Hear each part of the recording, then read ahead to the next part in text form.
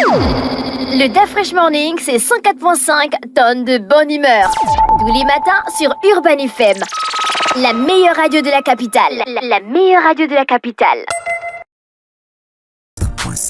Vous êtes sur les 104.5 Urban FM, la station urbaine. On a un invité dans nos studios ce matin. On a Madame Binette Mba, qui est promotrice du Battle des Queens, c'est ça? Madame Binette, bonjour. Oui, bonjour. Rapprochez-vous du micro, s'il vous plaît.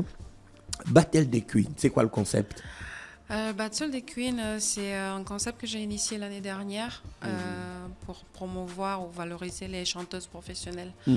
En tant que directrice artistique, je travaille beaucoup avec les chanteuses professionnelles qui font des lives, du piano bar et tout, dans des structures. Et j'ai trouvé qu'elles n'étaient pas assez valorisées et qu'il fallait faire quelque chose pour elles. Du coup, j'ai créé ce concours pour les mettre en avant et voir si elles pouvaient être cooptées par des producteurs et tout ça. Il y a fait combien d'éditions déjà? Nous sommes à la 2e édition. Donc, la première édition est l'année dernière, lieu, oui, c'était du 5 juin au 5 juillet, à la même période. Oui. Au Free Zone.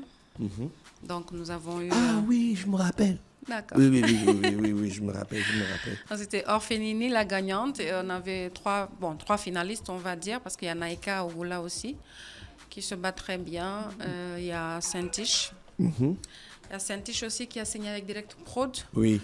Donc, et nous avons aussi d'autres, tels que Myrna, Christolia, qui cette année ont bien bossé. Je pense que donc il y a eu beaucoup d'impact sorti de la première édition.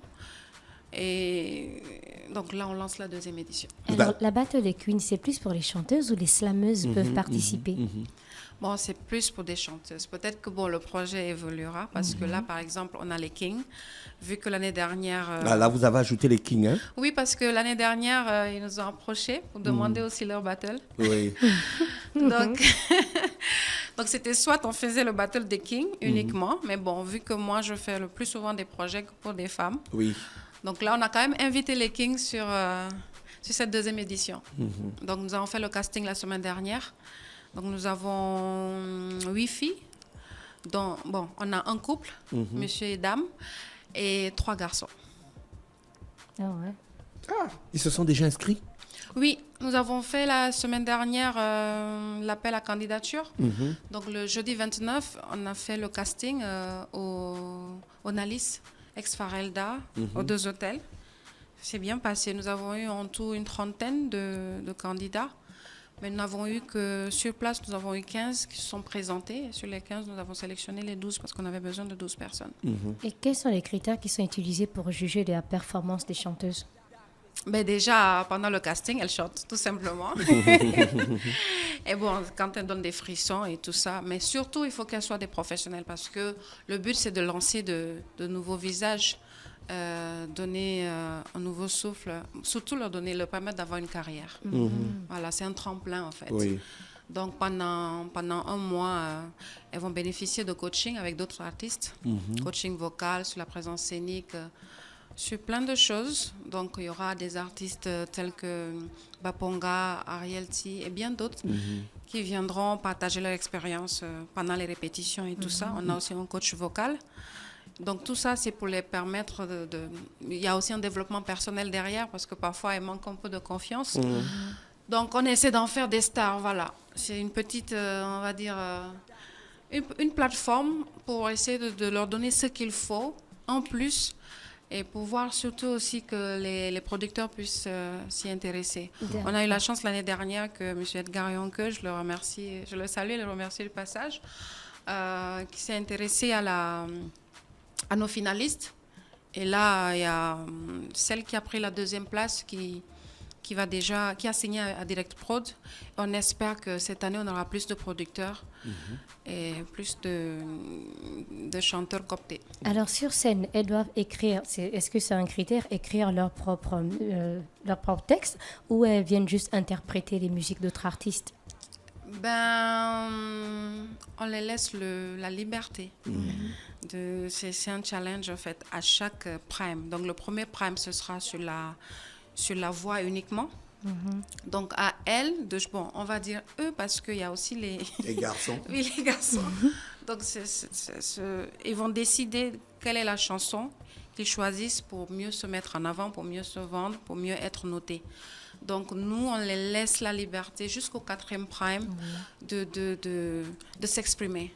Donc, tout ce qu'on a fait, ce sont des ajustements et surtout de les noter. Parce que la particularité avec ce concours, c'est qu'on n'élimine pas à chaque prime. On élimine à partir du 4e prime. Parce que le but, c'est de les coacher et de les permettre de performer et de voir qu'est-ce qui ne va pas et d'essayer de corriger ça. Donc, au premier prime, ils ont pour la voix. Le 2e prime, c'est la prestance.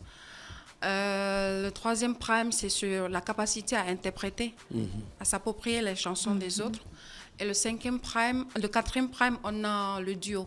Donc, c'est là qu'il y a le clash et que la moitié part et l'autre moitié va en finale. Et bon, la finale fait office aussi de demi-finale parce que sur la même finale, on enlève certaines personnes et il y a 3 qui se battent pour les premières, 2e et 3e places. Est-ce que le public peut donner des notes? Bon, cette année, on essaie d'intégrer ça parce que l'année dernière, on le faisait directement sur la page de Castel, qui est partenaire, et qui est le sponsor officiel et qui nous accompagne et qui nous a fait confiance depuis l'année dernière. Et je pense qu'on partage les mêmes valeurs par rapport à tout ce qui est réussite. Donc, on partage et il y a le live de chaque prime sur la page de Castel et les gens ont la possibilité de voter. Mais là, on essaie de voir quand même des votes plus structurés. Et aussi de faire voter aussi le public sur place. Parce qu'on va aussi encourager les artistes à communiquer. Parce qu'ils se disent que ça s'arrête simplement au fait de pouvoir chanter, d'être en studio, alors que non. Un artiste doit vraiment, vraiment communiquer, avoir sa fanbase, avoir son public. Donc là, on mettra aussi ce challenge, c'est le fait de pouvoir mobiliser le maximum de public au niveau du lieu des primes. D'accord. Ça va commencer quand? Vendredi. Vendredi. Ça va se passer où? Au Nalis, c'est ex-Farelda, aux 2 hôtels juste après le Yarden. C'est où? Derrière le stade à Ngonje. D'accord. Et on gagne quoi? Ah, Il y d'accord. a une enveloppe? Oui, bien sûr, il y a des enveloppes. En fait, l'année dernière, c'était 1 million qui se sont partagées. 1,5 million qui se sont partagées, oui. Cette année, on a 2 millions. Donc, on évolue. On a 2 millions que les 3 finalistes se partagent. Donc, le premier prix, ce sera 1 million. Le 2e prix, 600 000. Le 3e prix, 400 000. Donc, on espère avoir d'autres partenaires. Voilà. D'accord. Et il y a aussi un single qu'elles vont chanter ensemble. Cette année, on a eu Orphénini et Naïka qui ont fait ensemble un single parce que le but aussi, c'est quoi? C'est de leur apprendre des valeurs de pouvoir travailler ensemble parce que c'est comme ça qu'on se tire vers le haut. L'hymne des Queens? L'hymne des Queens, oui. D'accord. Je pense qu'on a fait le tour. Merci beaucoup. Merci Madame Binette Ba qui était avec nous, qui est promotrice du Battle des Queens et qui était dans le studio pour en parler. On vous remercie d'avoir accepté notre invitation. Merci à vous aussi. Le Da Fresh Morning, c'est 104.5 tonnes de bonne humeur. Tous les matins sur Urban FM.